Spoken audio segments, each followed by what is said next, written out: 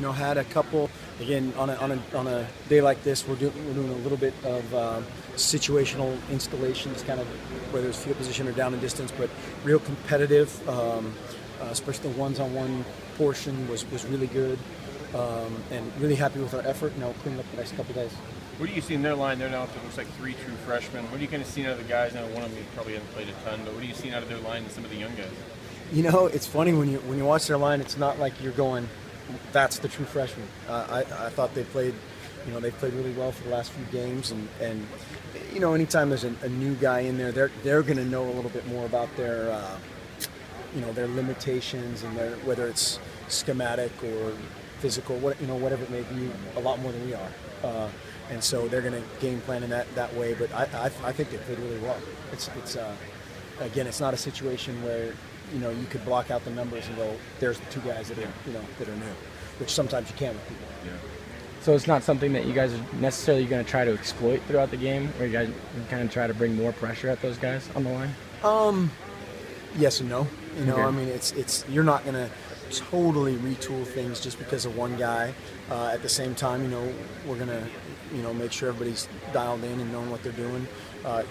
Their system is such that they have a lot of answers for different types of pressures.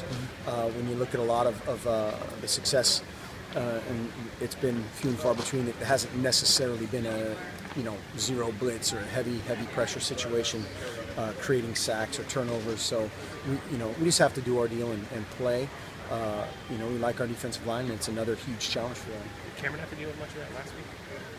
A little bit. They did a couple things, that you could tell they were, and not necessarily huge schematic things, and he handled those really well. The things that were kind of things that he had to adjust to that were a little bit out of the norm, he did really well. Mentally, he's been good. His biggest thing is he just plays really hard, and he's a tough guy, and he's going to be a really good player. Mark, you guys are in pads today. You go back not too many years ago, it was pads, 2 or 3 days a week. There was a lot more hitting.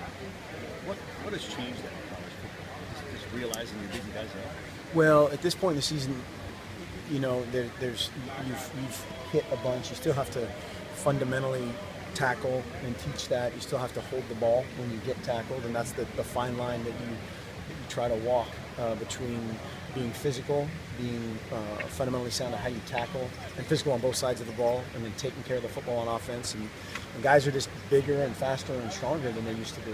And as hard as that is to believe, with you and I being, well, not you and I, but guys are just bigger and faster, and two